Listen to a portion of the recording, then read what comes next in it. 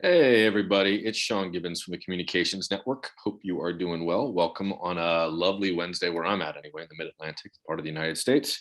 You are probably here because you are expecting a webinar where we're going to talk about visual storytelling, which seems to be the only way we are communicating with one another these days. If you're carrying around one of these, chances are you've done a little bit of that business yourself probably in the last day or two. Before we get underway, though, a little bit of housekeeping and also just going to make a little space to allow people to come into the room. So if you've been with us before, you know this practice. Get ready to get your keyboard loaded up. If you would, go ahead and type in the chat. You'll see that down at the bottom of the screen there. Should say just a chat button for you, right little word bubble. Go ahead and type in your name, where you're coming in from, and then an idea that we borrowed from Brene Brown down at the University of Houston, and that's the two-word check-in. 2 words to describe how you're doing just this minute. No judgment. Might want to make sure, though, that you're talking to everyone. It might also say all panelists and attendees, but let's make sure that we're talking to one another. If you see somebody you know, say hello to them as well. So I'll kick us off there. Hi there. Lousy type. You're going to watch me hunt and peck. It's Sean. Happy and hot in DC. Already seeing a bunch of names I got to put on my specs. Kim, how are you? Mark, Todd, Nick, Amy, Lori, Trisha, Alana, Robert, Kelsey, Wally, Dave, Susan, Laura, Jess, Debbie. Okay, going way too fast, but suffice to say, chances are some familiar names to you. Glad that you all are with us. And in fact, Tara's in the chat as well, which is cool. All right, so Mr. T, by the way, I'm being helped by our friend Tristan Mahabir, my partner in crime, and Kareem Alston. Mr. T, if you'd take us forward. A couple quick things to tell you about. Hopefully you all know about this. My apologies to anyone who didn't get in. We have sold out. We have a wait list, though. You'll see that down at the bottom. If you go to comnetworkv21.org, you can add your name to the wait list. We're going to try to accommodate as many folks as we can. Can't make any promises because we're past capacity, but we have had a few cancellations. So go ahead and add your name if you want to be with us. We'd love to have you. Mr. T, if you'll take us forward. Other thing to mention for you, presumably you may have taken part in one of these. This is the Com Network Local. We have these happening in 15 cities right now, just in the United States, but places like Boston and Los Angeles, San Francisco, New York, DC, Chicago, Detroit, Atlanta, Austin, and elsewhere. Denver's an amazing group. They're gathering regularly to bring community to folks who are working literally, maybe at the moment, not in the same area code, but more often than not in the same zip code. And we have an event coming up. Let's tell you about that. Mr. T, if you'd take us forward. And that is coming up on the 21st. Our friends Nick and Renee are going to bring together the whole crew from Com Network New York. They're a fun group. They aren't shy. That won't surprise you. Maybe a little bit of time made for all the back to school stuff that's happening in the city this week, but suffice to say, you can join them and learn more about that at the URL down there. And maybe Kareem can toss that into the chat so you can get to them if you'd like. Mr. Chief, you take us forward. Hey, Elizabeth and Keely, Rochelle, and who else is in there? Elizabeth. Other thing I want to tell you about is the listserv. We started this last year, early part of the pandemic, just to make sure folks had a means to be in touch with one another, because the great thing about a hive mind is inevitably someone knows the answer to the question that you have or the challenge you're encountering just that moment. And so as you can see here, this has been a lot happening here, over 1,000 folks participating. You don't need to be a network member to participate. We only ask that you kind of keep it focused on comm stuff, no solicitation and no harmful behavior. But beyond that, you are welcome to be with us. We'd encourage you to do so if you're not already. If you would, Mr. T, take us forward. And then last thing, chances are you're seeing Marva on the screen here. We're going to pin her. For those of you who might need ASL services, we have 2 things available to you. Marva is with us, and we're grateful for that because she's awesome. And we're also going to have a live transcript. So if you should have need of that, just go ahead and, again, float down to the bottom, and you should see transcript, should say CC in a little box there. Crack that open, and you'll get a live transcript that's pretty accurate. Suffice to say, doing all of that because we believe deeply in inclusion and accessibility is a big piece of that. And you'll see that at V in a couple weeks' time as well. Now, with all of that, it's my chance now to get out of the way and make room for Tara, who is with us outside the United States. She's in Istanbul, so I can't recall. I think it's past the dinner hour for you. It is, yeah. We are grateful because Tara is both amazing and accomplished and an award-winning journalist. She's worked for The Times. She's won a James Foley Award. And for the next hour, we're going to get to sit with her and learn a little bit. You know that, so why don't I stop yakking and let her go.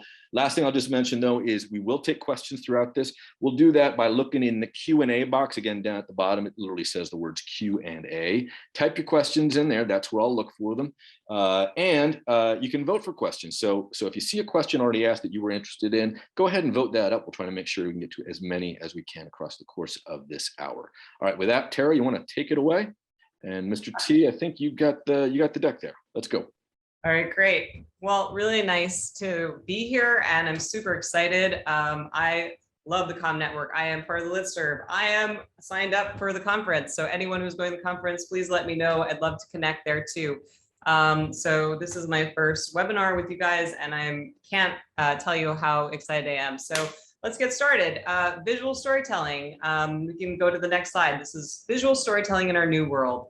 A little bit about me. I am a visual storyteller and I own my own communications agency where we do helping social impact organizations tell their stories better. Next slide, please. And so I have currently am still a working photojournalist and a storyteller. I work for places like the New York Times, and I have been honored to have my photos on over 20 front pages, which is amazing. Still can't get over that. But it means I'm currently working. So I'm out there doing the stuff in the field, working with everyone as I'm also teaching and project managing. Next slide. So before I thought, the first thing I had a creative agency for 6 years where we ran large projects and small projects for NGOs, where we would do photo and video, but we would do everything that kind of fell into the digital storytelling universe for places like the World Bank, the International Rescue Committee, lots of big organizations doing like big campaigns and small organizations doing small campaigns. So I have a large depth of experience on running these projects for social impact organizations. So that's also my background before I started doing, next slide. I'm now also added to it in my second agency, all the things I did before, plus I'm also doing trainings and coaching and consulting. So I thought it's not enough to do the projects, I need to help people be better at telling their own stories when I'm not there or I can't send a team to do it. And now, especially with the pandemic, this has gone from a nice to have thing to a need to have. So that's where we are. Next slide, please. And I just like to start with a quote, which I think is kind of like helps us set the tone for a webinar. So this is from Chimamanda Ngozi Adichie, who is an author, and it says, stories have been used to dispossess and to malign, but stories can be used to empower and to humanize. Stories can break the dignity of people, but stories can also repair that broken dignity. And of course, the visuals are an integral part of this. So here we go. Next slide, please. So the outline for today is, what is visual storytelling? Which we'll go into, just seems kind of obvious, but it's not. What do we connect? Why do we connect, sorry, to visual stories? Next slide, or next bullet point. Working with vulnerable populations, which I think is an important thing to kind of think about and consider all the ways that it goes into that. And then thinking outside the box for when you do not have good visuals because you're working with vulnerable populations or for other reasons like a pandemic. So you have to figure out ways to tell your story with impact and visuals, but you may not have all of them at your ready. So, okay, next slide, please. So when we think of visual storytelling, we think obviously of photo and video. That's what we think of when we start, right? That's the obvious duh moment. But I'd love for you guys, next slide, please, to go and say, what do you also think is visual storytelling outside of photo and video? Can you just drop in the chat some other things? Yep. Okay, great. There's a lot of great things here. Illustration, your strategy, branding, audio, art. Yep, exactly. Doodling, PowerPoints. Yes, yes, these are great. This is perfect. Data visualization, evocative text. Yes, good. Fonts, nice one. Okay, perfect. Next slide, please. This is great. Yeah, so exactly. These are all the things that you guys have mentioned. And it's not always some things that everyone thinks about. Because it is important to think about things like presentation or website design or social media, which in reality, we always see a photo or a video first, but we don't think of it when we say visual storytelling. So it's really important, and essentially pretty much everything you can think of.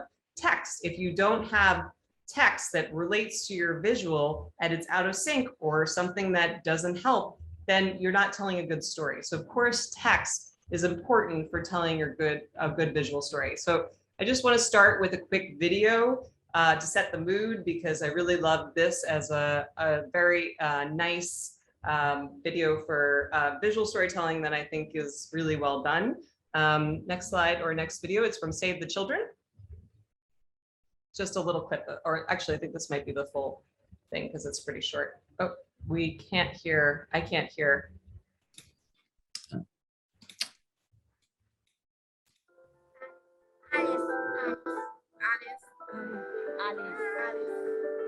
My name is Alice.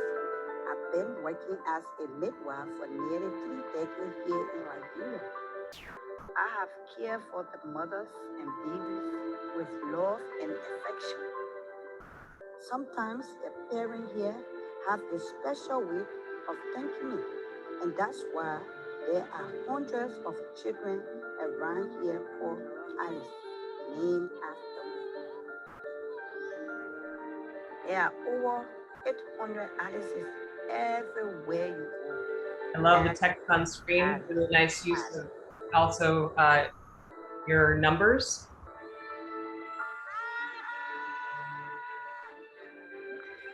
Also great use of different types of shots, heights, wides.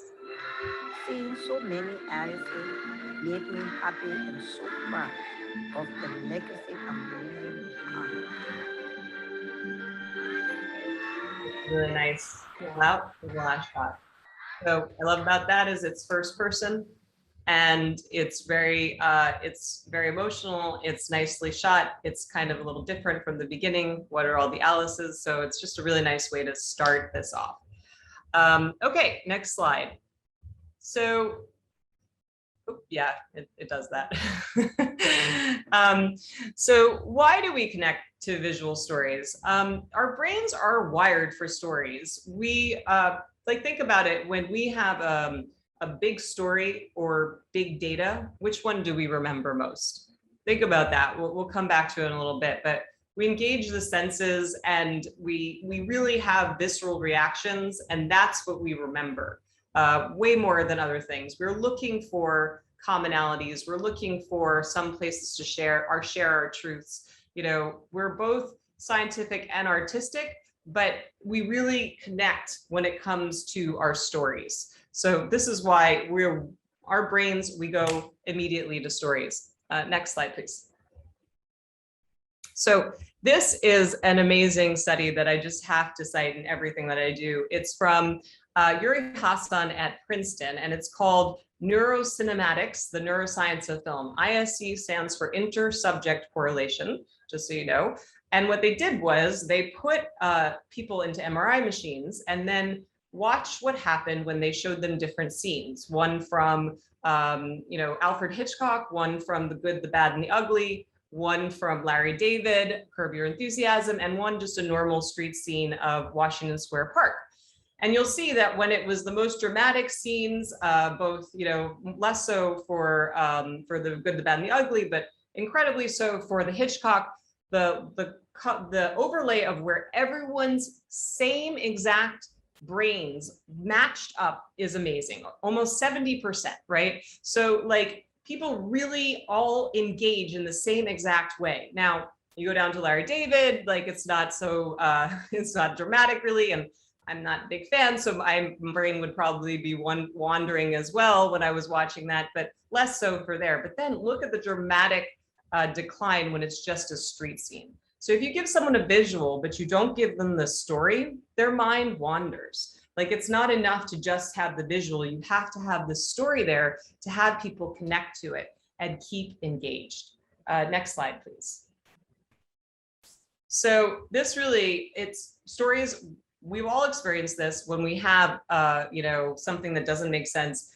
Stories make complex issues more relatable. If you say, I don't understand, give me an example, right? Because we respond to stories. We understand our lives through stories. So stories help solidify abstract concepts and simplify complex messages. So we can take like lofty things and make them into things that people will remember and take forward. So a lot of times people will come to me with lots of data and things like this and say, how do we tell stories that people will remember from this data? So it's trying to take these larger issues and make them something that people will take forward in with them. And next slide, please.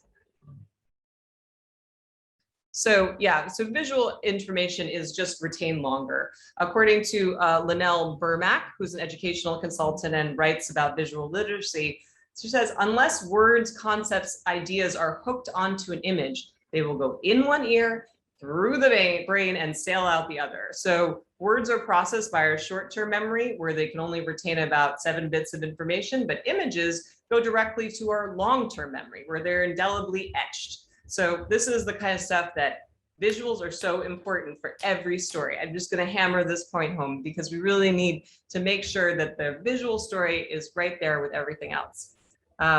Next slide, please. Visuals elicit emotions. That's the way it goes. I have a nice kind of little diagram for this on the next slide, if you would go forward, please. So, we have our the senses, we watch it, their senses are engaged. We have an emotional reaction. We want to, get involved and share it. So when we have an emotional reaction, we want to retell, we want people involved, that's how things go viral, right? Like we have those kind of reactions and we want other people to see it. So we share.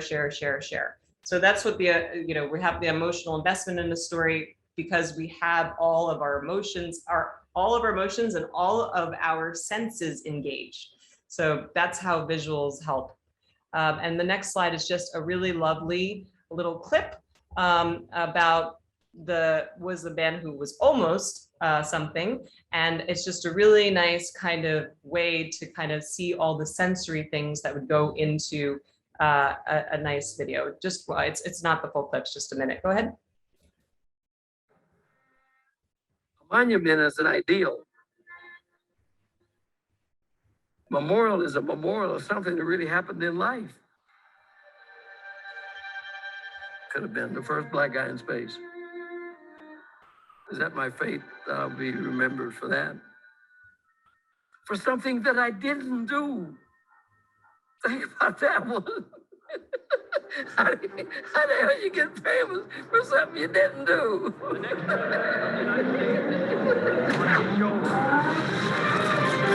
Rest burdens heavier than have rested on the shoulders of any president since the time of Lincoln.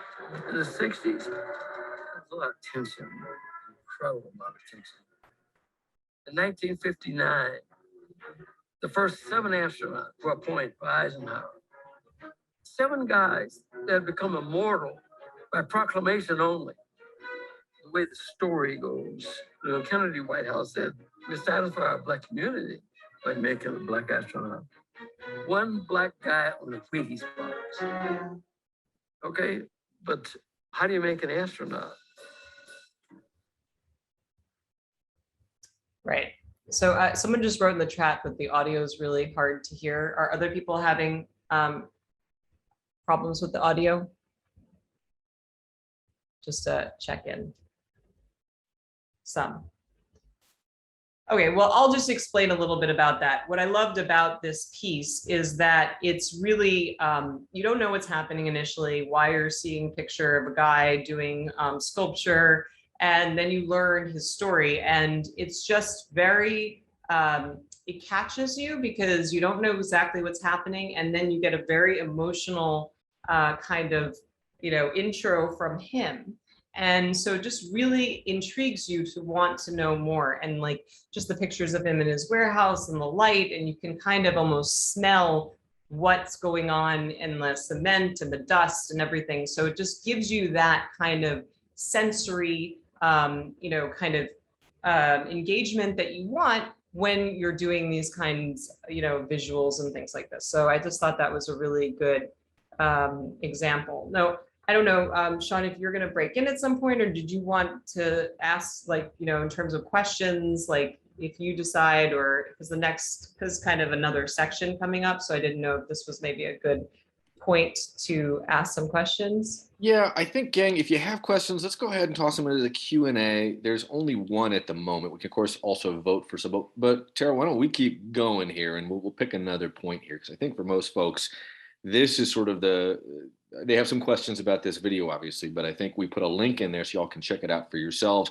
Apologies for those of you who are having trouble with that audio, but I think for most of us, it was something that you could hear. But let's go ahead and move ahead. Sure. Okay. So can you go to the next slide, please? So when that's like kind of the introduction to visual storytelling and kind of why it's important and how we react. And now I want to get into some nitty gritty about working with vulnerable populations, because this is not an easy thing to do, especially with visuals. But the first thing before even like, I think this goes into the visuals. So I address this stuff because I think it's so important.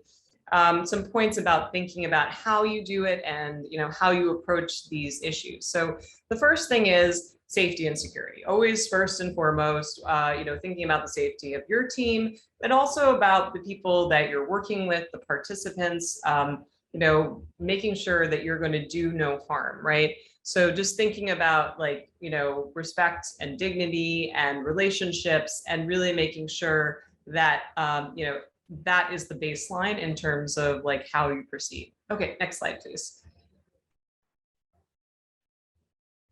So team preparation in terms of like how you go out in the field. This is something that I do a lot of before I go out, just kind of thinking about these things with the client and really kind of addressing all this stuff before. And so I just wanted to go through this a little bit with you. Next slide, please. So you always want to strive to be a good ally, right? Like you're being aware of your position and privilege, and like not trying to like listening as much as possible and making sure that like that this is their lives, and being their advocate, their ally, and really kind of keeping that top of mind when you're starting to think about a project and how that's going to affect people. Next slide, please. So, you want to make sure that you're representing people and communities accurately. And this, these kind of bullet points go for everyone, right? Not just for vulnerable populations, but like especially so for these kind of, for vulnerable populations, because obviously if you're not going to, say something that is going to affect them in the community, then you want to make sure that they're really being portrayed in the way that they want to be portrayed, in the way that is going to represent them well, and as with full agency. So just making sure that we're really trying to avoid stereotypes, and the white savior, which we'll also come back to in a little bit, just about like these kind of things, making sure that we're thinking about these things as we go. Next slide, please. And thinking about this is really important to me, and something I have advocated for in a number of different ways, is making sure that you obtain explicit consent.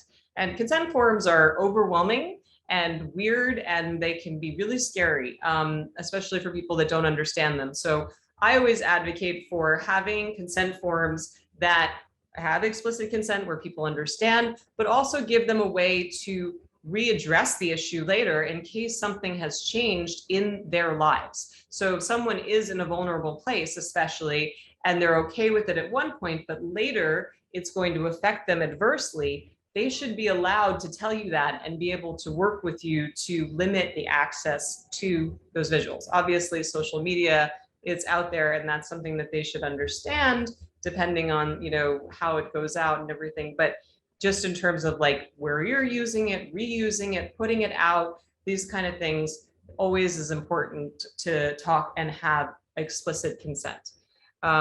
Next slide, please. Definitely, this is also important. Do not make promises that cannot be kept, because if you're taking their images or their videos and they would think you're going to give them something in response that you're not, then it's really important that if they're aware that, or the other part of this is like they don't want to be, and they think that they're going to have something taken away from them. So making sure that they understand that, they're not going to nothing is going to be taken away and nothing is going to be given for these stories, except that they're going to be out there. Because, and especially from my journalist point of view, there's no gifts accepted or given. But of course, you know, someone, you come to their home, there's something, maybe you bring them some little thing like as thank you for inviting me, that's very different. But just like, you know, making sure that the gifts and the promises are explicit, and that they're not something that they're expecting later. Next slide, please. So I think this is really important to aim for diverse staffing, especially when you're going, you know, into communities, like making sure that the people are represented there, and it's not just like a group coming in and then just like not having any kind of awareness of what's going on the ground. So having people who, you know, are from different backgrounds, from the community, you know, thinking about these things is incredibly important, because I think that this, I mean, you might be asking, like, how is this related to visuals? All of this is related to visuals, because if you can think about these things beforehand, and if you have a diverse staffing, people will relate differently to you. You will have different stories. You will be thinking in different ways. So it's really important from all perspectives to think about having, like, you know, different people who are inside the project and working on this. Next slide, please. So, you know, just thinking about your intention and your audience. So the intention of what you're doing and who you're trying to reach, because, you know, a lot of things that you're thinking about, there might be oversimplified stories that happen because we have to create, you know, 3-minute videos instead of 10-minute videos. But, you know, just like thinking about, what does your audience expect? And what do you think they expect? So that's very different. Like, you think that there's something that you need to show your audience, that may not be true. You may need to like give them more. You may need to give them something different. So thinking about the intention, like what you plan on getting out of it, and what your audience really does need from this. So just these kind of things, know your audience, know what you're trying to do and what your audience is trying to understand. Next slide. So, and then this is really important in my mind, is involving the community. Next slide, please. It's, you know, there's a couple of points here that I think are really important. So thinking about listening and engaging and having an open discussions about diversity and equity and inclusion. So spending time to do this and understand. I know it's not the easiest because we don't always have time, but it is so key, because if you give this to the, if you have this interaction with the people in the community, they will open themselves up more. You will see different things. You will get better visuals. You will get better emotions. You will see different things other than this. So it's really important to think about this and, you know, building an awareness and understanding. Next slide, please. So just thinking about avoiding stereotypes, right? Like that is something that we always have to think about, and just thinking about, you know, even if it's a positive stereotype or a model person, we should avoid these. Like, we don't have just one person who is we can tell a story, we can tell a narrative, but that is, we have to be very clear that that's not necessarily speaking for everyone. It's just this person's story who we're relating to. So thinking about that in terms of trying to avoid the larger stereotypes of people that we are, you know, who are telling their stories. Next slide, please. I think it's really important to create partnerships in the communities. I mean, obviously, a lot of you as NGOs, you've already done this, you know, but, you know, by creating the opportunities with them, I like, because like when I go in to now take photos or video, I really like to partner with the people in the community that I can help them also then and, you know, work on their storytelling. So I'm creating a partnership where I'm not just photo and video, but I'm also working with them as partners. So I think that really like creates a very different bond. And I think that this kind of stuff is somewhat, you know, some people are like, yeah, this is obvious, like we've done these things, but I think there's very different ways. So there are a lot of different ways to create partnerships, and we should always be thinking and iterating on these and being able to really involve people who are not I like to say that they're not subjects of our stories, they're participants in the process. So everyone is involved in a different way. And so they are there and they are, as much involved as anyone else. So this gives them the agency to say what they want and to create maybe different stories. Next slide, please. Accountability. I think it's really important, like again, with explicit consent, that, you make sure that you are accountable. Like you are not just going to leave and like just do the thing and, never see them again, but really to engage them and to show them the final products and really understand, what their reactions are and be able to come back to it. So it's not just like leaving and not being involved. Next slide, please. So, like I said, the participants' agency is really, in my estimation, most key. People have voices, we amplify them, and we strive to decolonize the storytelling process, because it's really, this is where I think, social media has been amazing, because it really does give people the voice of just doing these things on their own. But it has a lot more work in terms of how we, as social impact organizations and communications experts, are really understanding this. And so we want to make sure that they are fully involved and they feel like they are really part of the process. Next slide, please. So now we're like, oh, okay, now actually visuals, great. Like, so the choices of visuals are really important, right? So I'm just gonna show you some examples of things that I think are not great and things that are, in my opinion, like some things that we want to strive for. Next slide, please. So this is from an account called No White Saviors, which I highly recommend everyone going and checking out. And this is about Gerard Butler, who's an actor who paired with an NGO to go help people in Africa get fed. And what the No White Saviors is doing is they're not what I like about this is that it's, although they're saying that this is wrong and it shouldn't be like this, you shouldn't have like a white man feeding a child in Africa, is that they're addressing the problem and saying we can do better. Let's talk about this. Let's figure out how not to do these things and to do it better. So these kind of images are still out there way more than they should. And, they're still, like if you look at the account, it happens a lot, but we can strive to do better. And there's ways to do it. And this is a great account because it's not trying to be negative, it's trying to be positive. Let's try to do this in a different way. Next slide, please. Same here, just like the pictures of this kind of posing, it's not necessary. If you bring a celebrity, which I've done when I've been on trips to things, it's not that they are, they're not, the thing that they're doing is elevating the message, right? They don't have to be the whole story. They're a part of the story.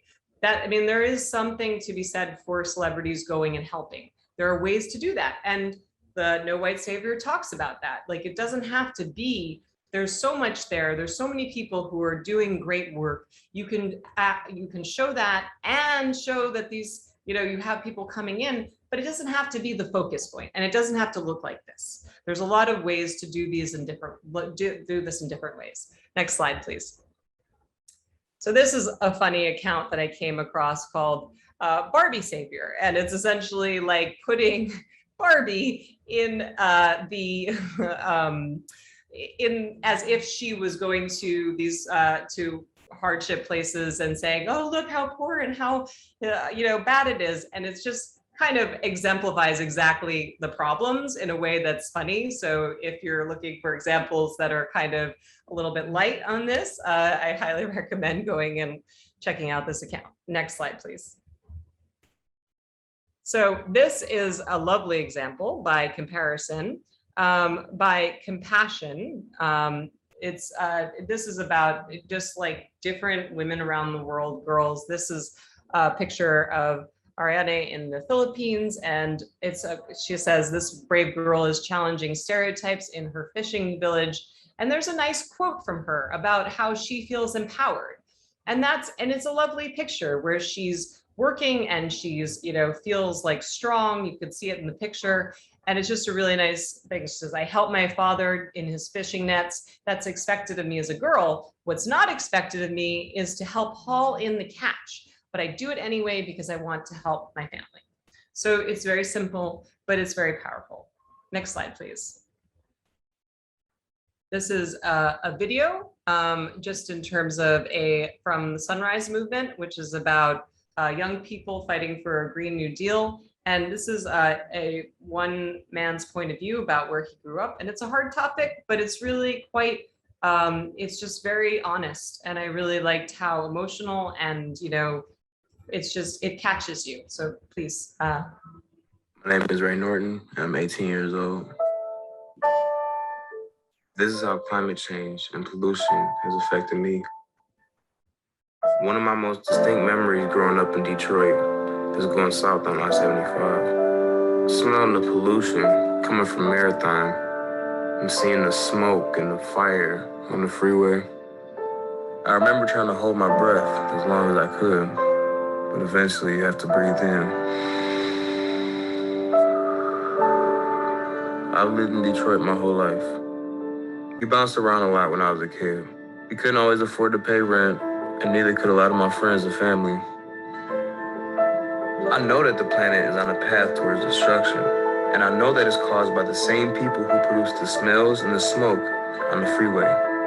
Poor people, minorities, and young people like me are facing violence and threats in our lives every day from a system that treats us like resources to be extracted. So this is my old neighborhood. The wall that separates Detroit and Grosse Pointe over there was a big site for dumpers. Like business owners usually would come and you would see them dumping their trash, their tires, or roof shingles. So that is not, you know, that is obviously a really hard topic, but it's him telling his story. And it's just very relatable because you're seeing him hit the eyes of growing up in Detroit. And I mean, there's no sugarcoating there. It's just him. And so it's just very much in line with, like, you know, telling the story of people and letting them tell their own stories. Next slide, please. So this is a picture that I took in Lebanon. And it's of little girls in a refugee camp. And the camp was not well, you know, it had a lot of problems, water, sewage, this kind of thing. But of course, we want to show that, but you also want to show the daily life, the real things that happen, and not just to focus. I mean, you need to show the things that are bad and need to change, but also to recognize the things that kids make light of everything. They're playing and dancing in the rain, you know? And so you just want to balance these things and make sure that you're really like thinking about that. And so I just wanted to show that as an example. Next slide, please. So I think this is a good checklist. Obviously, we'll all have these, you know, for yourself, like when you're thinking about the visuals, is diversity represented? Is the local community involved? Does the text accurately reflect the visuals? What emotions are you trying to convey? Are the scenes true to life, right? So making sure that we are thinking about, does that accurately portray? Do the visuals create a story? Is it something by itself? Like, can we really do that? Sometimes it's not possible, but we always can strive for that. Are you showing solutions, not only problems? So thinking about it from all different angles. Do the visuals depict the dignity of the participants? And are the participants named in the caption? I think it is incredibly important, if possible, to always try to put the names of the people in your captions or in your videos, because that is, you know, when you take that out, it's just a person somewhere. And I advocate for this not only when you're telling a story, but if you have a presentation and you pull an image from your archive, you should always try to put the name of the person and what they are in it as well, because I think the namelessness is also, this kind of makes everything blend. And when you give people their names and you make sure that they're represented, then it is entirely more powerful and important. Next slide, please. So this is a picture that I took in Greece at a refugee camp. And if you look at this, it looks really like, they're really hard up and they're really trying, it's really like a sad scene, right? But you have to be careful about this because we talk about context and how people are portrayed. So this picture looks like one thing, but if you go to the next slide, please, you'll see that actually there are women waiting at a clinic to be seen and outside of a hospital, right? So it's not as dire as it seemed in the photo before, right? So you have to be very careful because like you would say something very different about that last photo than you would about this photo, even though really honestly it's just a 90-degree difference, right? I went 90 degrees to the right and I took a picture of them and looked more about the emotion. So you want to think about these things, and if you're using one visual, what it says. If you're using many visuals, it's very different. So just being very careful and very clear about why you're using particular visuals and thinking about like how people are going to see it. Next slide, please. So I'm sure everyone is familiar with this slide or with this picture. Maybe it's a very famous picture from Dorothea Lange called Migrant Mother. And I, as a young photographer, loved this picture. I loved, I thought the emotion was amazing. It's kind of what propelled me to start thinking about photojournalism. But something I learned recently is really interesting about this, kind of changed my perspective on this, and not everyone may know, is that Lange didn't actually ever name the woman, right? She just called it Migrant Mother. And she said that the woman told her she was 32 and that her children were living on, that she was trying to, didn't have much food, and she had just sold the tires from her car to buy food.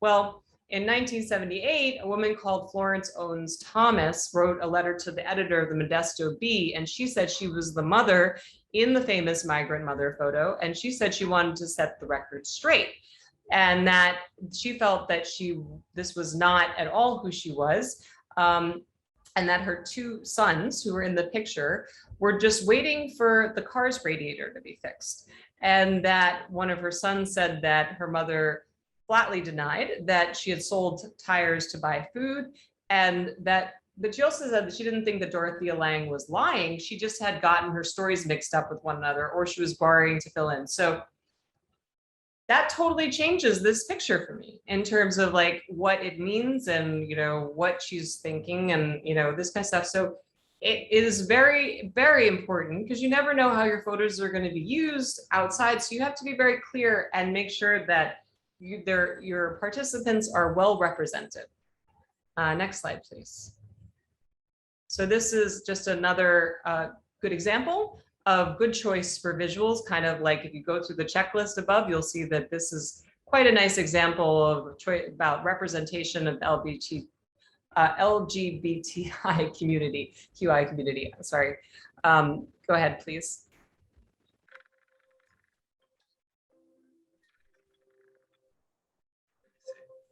Okay, so I'm getting some word. Hi everyone, my name is Alfredo Sepulveda Garcia, and we are in a parking lot because today I'm going to surprise my best friend, Alexis Sanchez. She has no idea.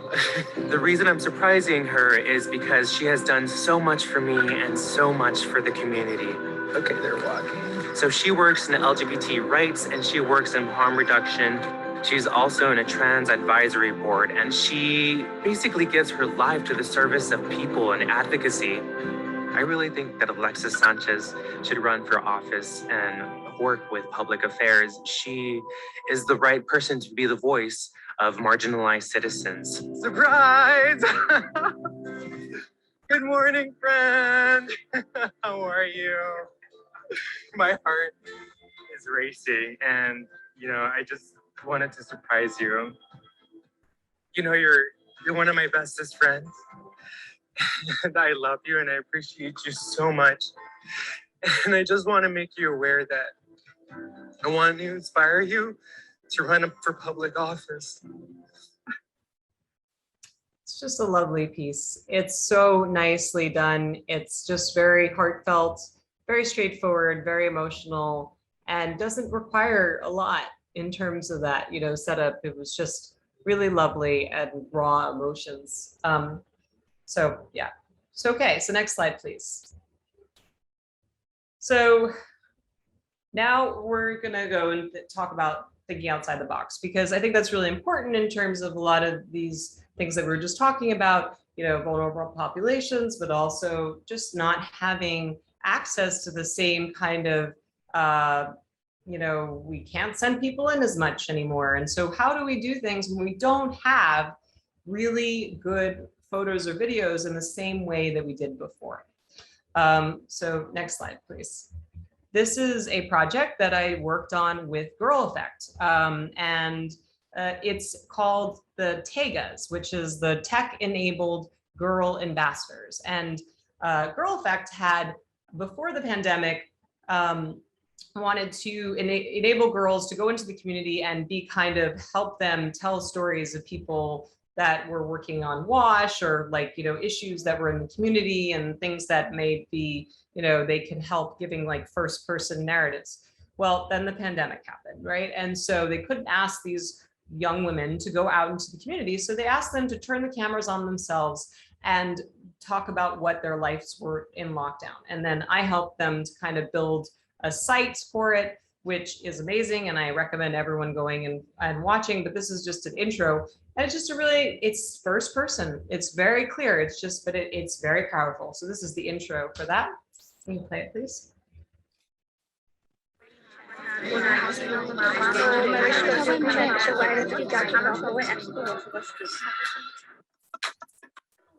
Namaste. Hi. Assalamu alaikum. বয়স বর্তমানে 20 বছর। মানে miss পারি। मैं 19 years old हूँ।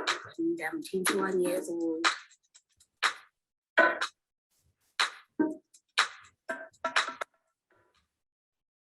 So, and each of these women have their own stories. They did like lots of video interviews, and then we put them on a website, and you'll have that as well for the link, voices.girleffect.org. And so they just, very simple. It's like kind of like a very Humans of New York kind of setup, but it worked out incredibly well and incredibly powerful. So they didn't have to go out, they didn't have to risk themselves, and it was very, it was one of those things that just shows these women in a very, their own light, the way they wanted to be seen, and, you know, telling about what was happening to them. It was very powerful. Next slide, please. So, yeah. So this is a project that I did with my previous company for the World Bank. The World Bank came to us with an ethnographic study that they had done about digital financial services in Africa, which is an incredibly important topic, but may not be very visual for a lot of people. And they had tried to do photos and video to do with the study, but didn't do a very good job in terms of getting very impactful photos. So they wanted more people to be able to understand the stories and the barriers and the drivers to why people would use digital financial services in Africa. So we suggested creating an interactive game. So they'll choose your own adventure. And so you could go through and be either an older man or a younger woman and see the choices that they would made and why, you know, you would choose to do one thing, or, you know, use your money in one way, or trust the system, all these things, and go through it and really understand like this. And so people would go through like 6 steps, and then you would see how they did with their lives. And it was a very nice way to use real quotes of real people, you know, things that they had felt and discussed in the study, but, you know, in a very different way in terms of doing this. And, you know, there's a lot of different things that you can do for these kind of like, you know, choose your own adventure kind of things, but it's a really nice way to keep people involved for a while without necessarily having the same level of photo and video that you might if you were able to just go with them, you know, as a professional photographer into the field. Next slide, please. So this is a great interactive by Al Jazeera called Motherhood in Crisis. And this is about birth in my village. And it is essentially a graphic novel told kind of in a, almost in a stories format, like for Instagram. where they talk about the different issues that women deal with during childbirth and healthcare systems. And for a number of different reasons, maybe the woman didn't want to be identified or they couldn't be there for these kind of things. This is in a very emotional way to show these kinds of stories and really still show what had happened. And if you go through the entire clip, at the end, they actually do a little live video of like a midwife and show something. So it's like kind of both at the same time. But it's really, it doesn't take a lot to animate these. And it's really a nice way to show an issue with a population that you may not be able to access for what a number of different reasons. Next slide, please.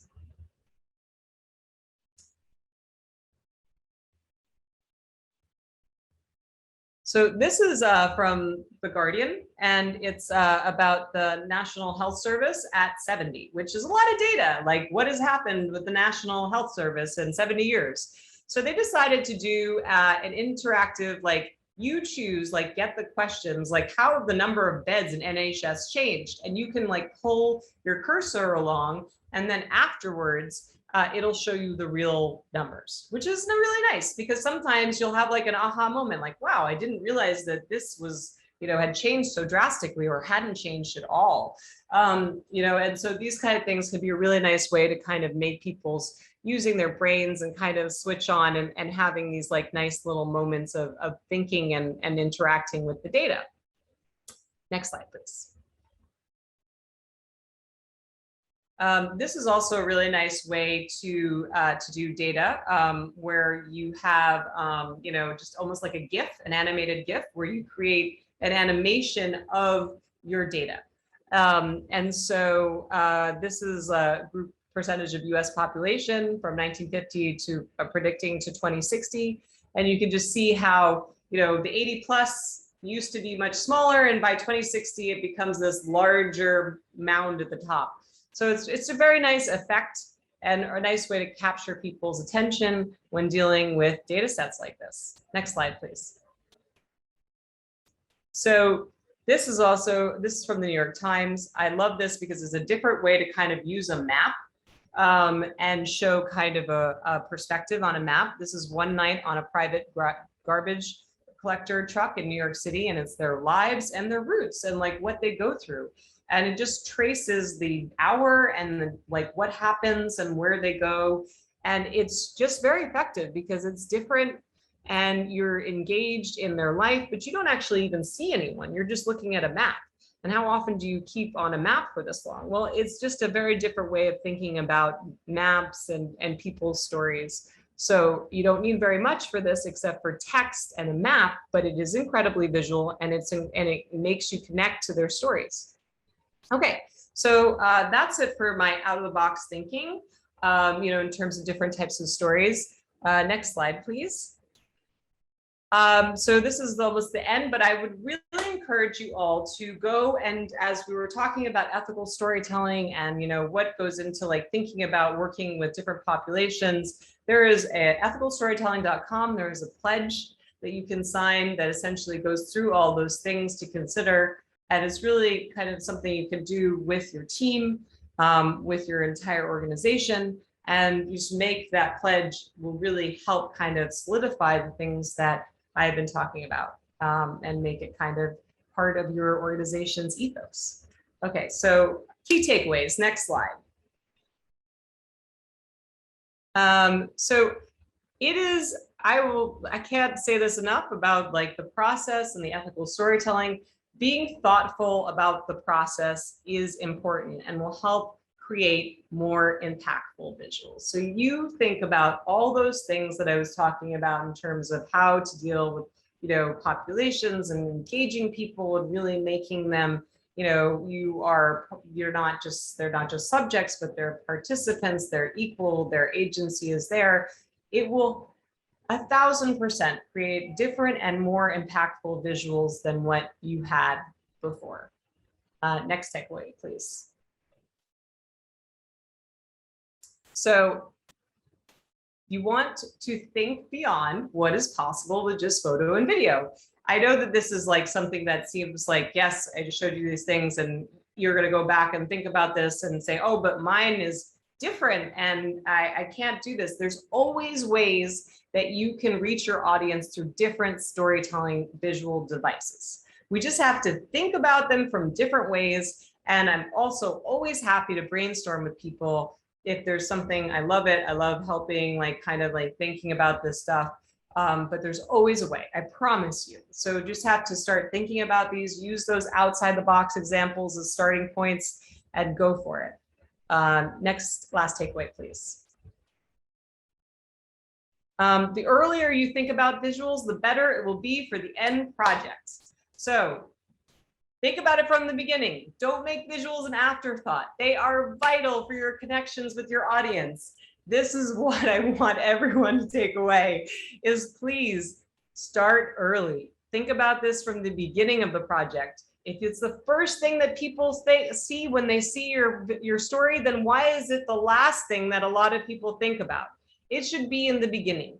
And so just thinking about it from the beginning, even if it's just the thought, putting it in the process, communicating about it, starting that ball rolling. It doesn't have to be a lot at the beginning, but having it part of the process is key because they are vital for the end result of getting the emotional connection to the audience.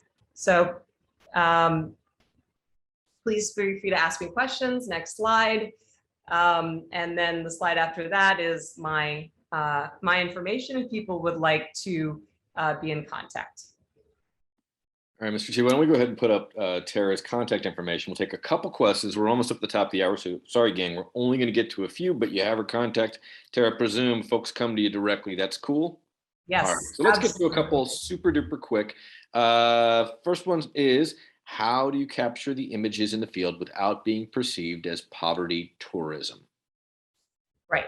So that's kind of what I was talking about in terms of being part of the community and really involving your community. So it's not like you're going in and just taking a picture and leaving. You are there as an ally. You are really not, it's not just the one-off. I know it's not as easy, but it's so important.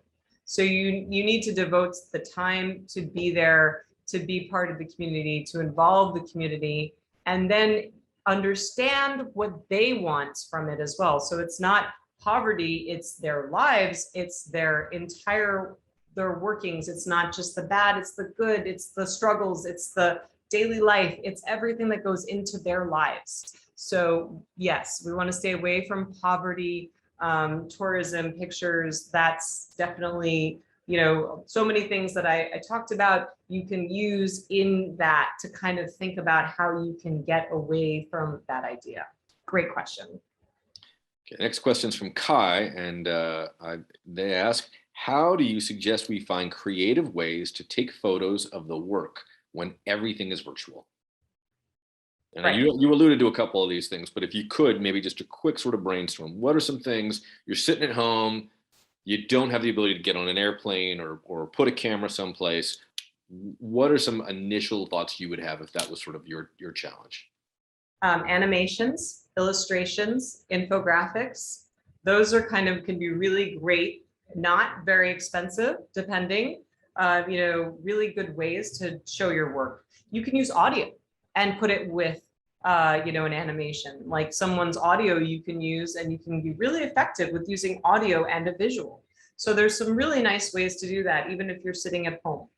There are definitely a lot of things, and maps, and can tell really good stories as well, like I showed with the garbage map. There's a lot of different ways you can do it, even if you're sitting at home. But so think first person. Think first person. Always think first person. And the reality is sometimes it doesn't have to be your camera that's there, right? You can always ask people to go out, as the Girl Effect did, and ask children, or in that case, young women, to bring their stories to you. There are certain ways to do that. Annette asks, what happens when your audience is not the community that you're portraying? How can you be respectful to vulnerable communities when the audience specifically are folks who are funders or decision makers and maybe can't relate to these folks, don't have any personal experience with them? That's why first person is so important, because we all have similar things at our heart. We care about our kids. We care about, our where we're going to be in the future. We care about our homes. This is universal. So no matter where we are, if we're using someone's story, their actual, like they're telling their story, like that young man who was talking about Detroit, you don't have to be from Detroit. You don't have to be in his shoes to feel what he feels about wanting for his home. So we are just connecting to these inner emotions that we all have through these visuals. So you don't, the donors, this is a really good question. I deal with this a lot, that it's about, don't use like an overpowering third person that comes in with a booming voice and talks about these things. Relate to someone face to face. Look at their story. Get into why it is that their story relates to the people at home, and they're all the same in the end. And that is, I think, where we're going to have to leave it. We're up at the top of the hour. And for us, the top of the hour is 3 o'clock. For you, I think 9 o'clock, if I'm not mistaken, or maybe even a little bit. 10. Okay. Oh, my goodness. All right. Well, then it's time for you to toddle off and check on Orion. Everybody, thanks so much for being with us and making the time. It's an incredible gift, and we're always mindful what a precious thing that is when you give us the gift of your time. And specifically, thank you to Marva and to Tara for making time for all of us. Incredibly kind of both of you to do so. One more thing I just want to mention, I have also, I love your, group listservs and stuff. I also have a Facebook group for master visual storytelling. So if people want tips in there or questions, you can always join the group, and then, you can ask me there, or you can email me, or any of those things. Sorry to interrupt. No, not at all. And actually, Tara, I'm going to make a request of you, if you don't mind, maybe tomorrow at a decent hour. Would you mind tossing that in the listserv so that folks can join you there? Yeah, absolutely. Awesome. Okay, cool. All right, gang. And we will try to make a point of also putting a link to that in the next newsletter. So I'll follow up with you there. But for everybody else, thanks so much. Be safe and well. For many of you, we're going to see you at V. Grateful to have you with us. For others, we'll be back in your inbox before too long, either with the listserv or with an invitation to an upcoming webinar. But in the meantime, be safe and well. Thank you for all you're doing. We are all grateful and happy to have your help. All right, gang. Talk to you soon. Bye. Thank you. Yeah.